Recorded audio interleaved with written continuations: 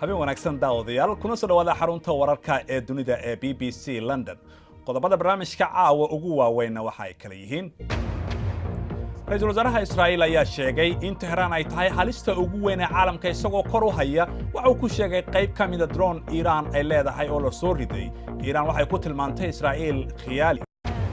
kooxdii ugu horeysay ee kumanaan Soomaali qaxooti ku ahayd Liibiya ayaa lagu soo celiyay Muqdisho. waxaanu la hadli doonaa mid ka mid ah dadkaasi oo ka warramaya dhibaatadii Liibiya uu kala kulmay.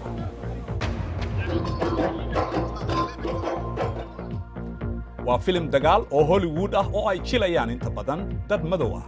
maxay tahay sababta Black Panther sida wanaagsan loogu soo dhaweeyay caalamka oo dhan?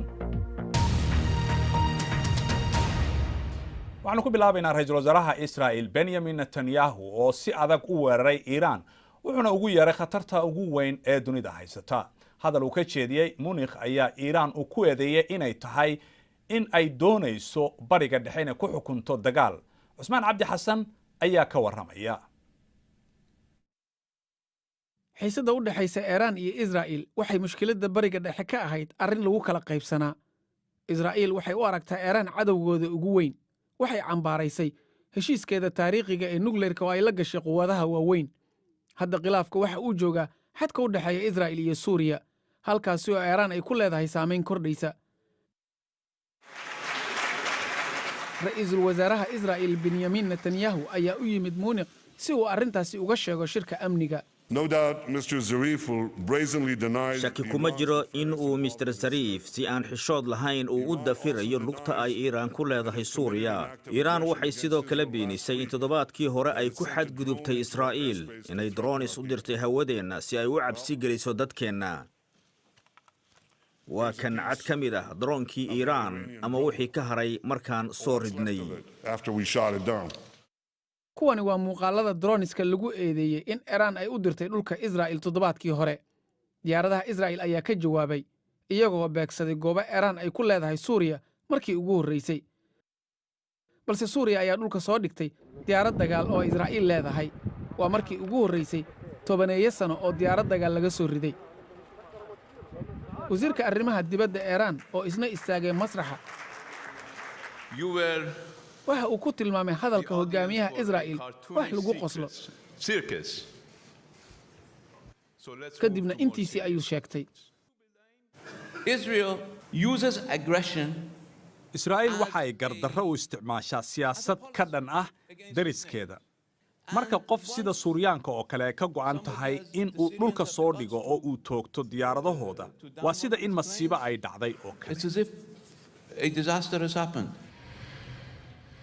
xiisadda ayaa sii laabantay toddobaadyadii dhowaa.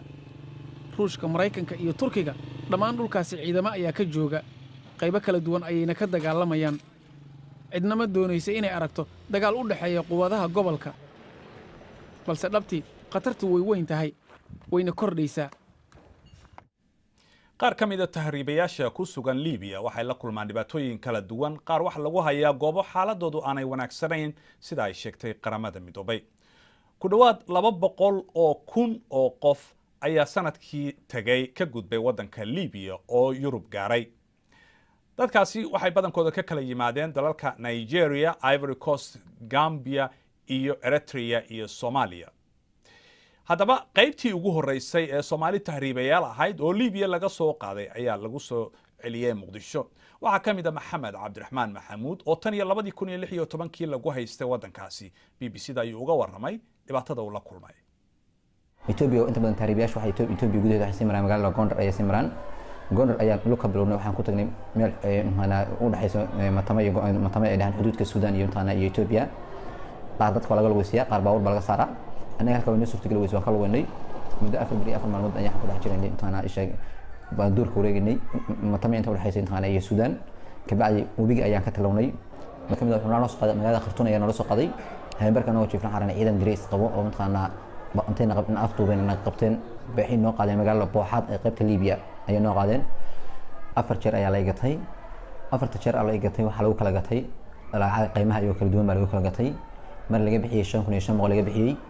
mar laga bixiyay taana 6,000 iyo taana 250 laga bixiyay iyo mar 4,000 dollar laga bixiyay.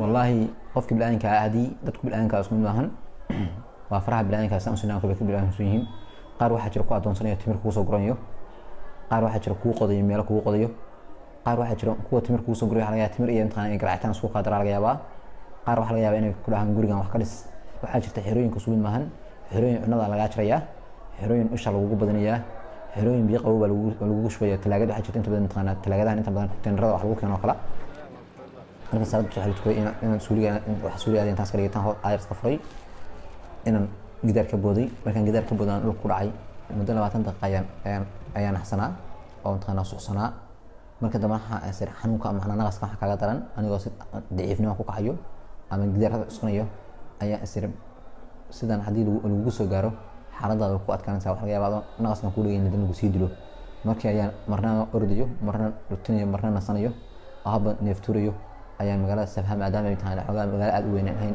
aan ku qaasayado galkaayo kala aan ku qiyaaso kala ayaan waxaan ku galay masaaj orod muddo 2 saac marka orday masaaj orod ku galay masaajidka ayaan dadka waxa uu caawiyo ayaan ku yiri inta badan Liibiya qaar masaajidka ku qabsanay iyo qaar aan qabsanay dadku suumaan masaajidkii maadaama luqadda Carabiga aan aqoon in yar aan ka aqaanay waxaan isku dayay ninka inaan dhaw telefoonsiya telefoonki masaajidka marka la siiyay waxaan wada abtay dad jiraan ku ada Carabi yaqaanay qalabtii oo la hadal nimanka masaajidka wuxuu iga qalqaliyay in aan seexdo meel maadaama soo fakaday aan soo rafaday aan cadaabanahay dhibaatooyin baan la kulmay nafteedana intaan waxyaalo badan ay la soo kulantay masaajidka marka 6 bari joogay waxaan kaloo aan abtay warqad lambar siiyay nin caasimada Tripoli joogo inuu waco ayaan siiyay oo ninka ila soo xiriyo caasimada markaan saa u tagay waxa la xiriiray safarada ayaan la xiriiray safarada ayaan u sheegay in dalkayga ku laabanayo inaan dhibaatooyin badan iyo lacagta laga soo baxday inaan rafaad iyo waxyaalo aan qabo ayaan u sheegay sidaas ayaan taqaana xorriyadeedii igu soo laabatay aan dalkayga dib ugu soo laabtay faahfaahinada oo ku saabsan warbixintaasi soo galootiga Liibiya waxaad ka heli kartaa bogayaga bbcsomali.com adiga oo ka galaya mobilkaaga bal markan aynu eegno qodobo kale oo ku jira wararka dunida ee maanta madaxweynaha Turkiga Recep Tayyip Erdogan ayaa sheegay in dawladda Suuriya ay wajihi doonto cawaaqibta ka dhalata haddii ay taageerto Kurdiyiinta oo la kulmaya hawlgalka ciidamada Turkiga.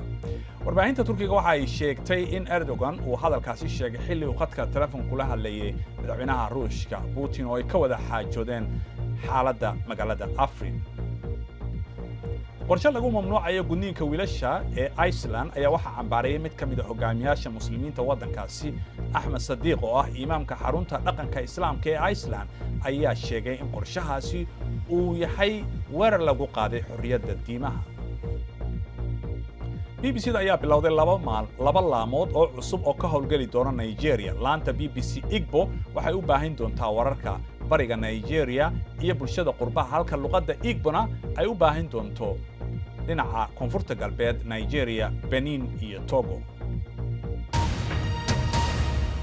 Cambodia waxa ay ka mid tahay wadamada Asia ee dhaqaalahoodu aadka u kobcayo balse baahida ay bulshadeedu u qabto guryo qiimo jaban ayaa kordhaysa.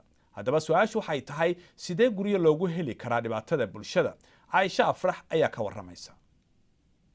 nalal ayaa iftiimaya dhaqaalaha dalka Cambodia ayaa sii kordhaya caasimadeeda Phnom Penh waa ay sii fidaysaa hase ahaatee magaalo madaxdan aadka u sii weynaanayso ayaan dadkeedu aysan awood dhaqaale u lahayn inay iibsadaan guryaheeda shirkadaha guryaha dhiso ayaa qaaliyeeyay qiimaha guryaha taasoo keenaysa su'aasha ah xagee bay degayaan dadka aan awoodin guryahaasi balse hadda waxaa bilowday mashruuc looga dhisayo 2,000 oo guri oo loogu talagalay dadka uu dakhligooda uu hooseeyo qiimaha guryaha waxay ka bilaabanayaan 30,000 ilaa 35,000 oo dollar. Dadka uu dakhligoodu dhexdhexaadka yahay ama hooseeyo ayaa iibsan kara guryahan.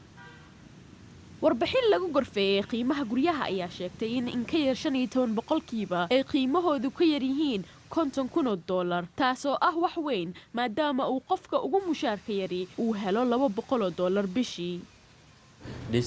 mashruucan waa inuu sii socon karaa si midka labaad iyo kan saddexaad aan u sii wadno oo guryo ay u helaan dad badan oo ka mid ah bulshada Cambodia.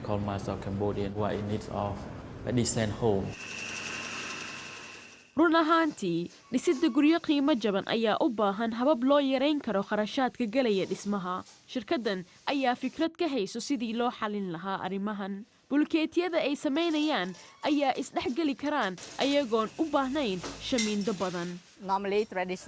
caadi ahaan jaajuurkan casi waxa uu u baahan yahay in la subbiyo oo la isku xidho laakiin kan dhinacyadiisu ay siman yihiin uma baahna in la sibdhiyo sababtoo ah uu isqabsanaya kharashka markaa guryaha ku baxaa waxa ay hoos u dhici doonaan 20% ilaa 40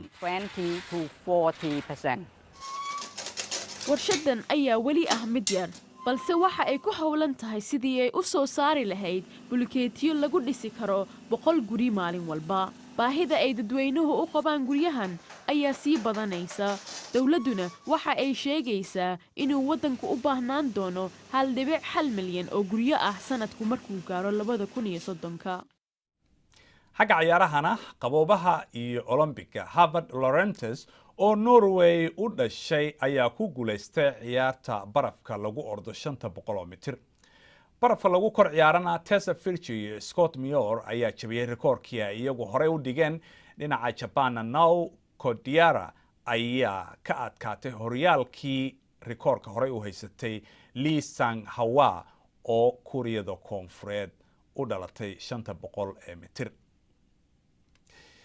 markana Black Panther waa film Hollywood ah oo badi jilayaasha ay madow yihiin dhamaadkii toddobaadkii hore ayaana laga daawaday shineemooyinka Afrika adduunka oo dhan ayaa aad looga jeclaystay taageerayaasha filimkan ayaa soo xirtay dharka Afrikaanka sida uu ku waramay Cabdirasaaq Xaaji Maxamed Siraad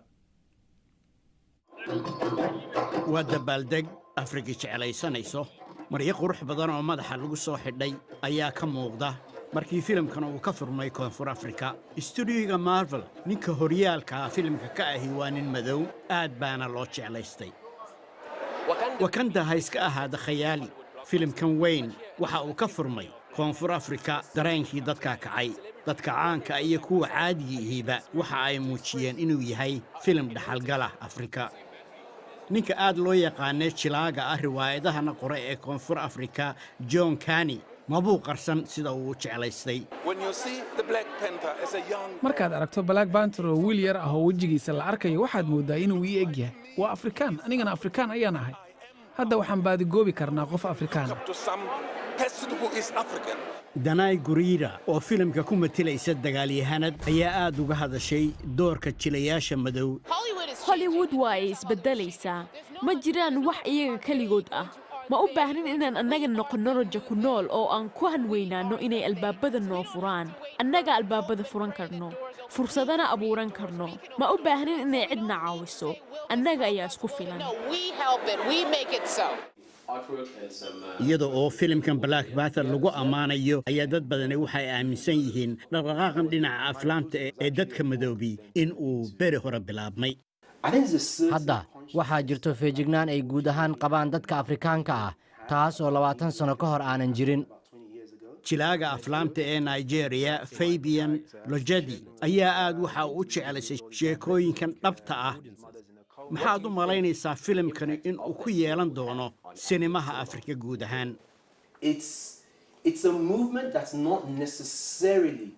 waa dhaqdhaqaaq oo aan muhiim ahayn oo ay bilowday Black Panther waana sababta mid aan u dhaho waa inaan iska ilaawno halkii aan ka nimi oo aan eegnaa meesha aan ku socono Black Panther waan ku faraxsanahay tan oo dhanna ma saarayo sababtoo ah weli ma ahan guusha oo keli ah balse farxadda sare ee dhaqdhaqaaqan ee bilaawatay ka hor Black Panther Soweto waa meesha ugu weyn ee had iyo jeer dadka aflaamta sameeyay ee Hollywood ay yimaadaan marka ay doonayaan inay aragti Afrika muujiyaan Black Panther filimkan waxa uu muujiyay qaaraddu inay kala duwan tahay dad badan ayaa waxa ay leeyihiin waa film isu keenaya dadka Afrika dabad iyo gudabaha joogeene oo ay dhaxalgalkooda jeclaysan doonaan ugu dambeyntiina waxaanu idinkaga tegaynaa muuqaalada Carnivalka Basel oo bilowday waa barigii 4tii subaxnimo dhammaan jidadkii magaalada nalalkii ku yaalay ayaa la damiyay inta ayaan ku soo gabagabaynaynaa barnaamijkeennii caawa inta aanu berrito kulmayno nabadgelyo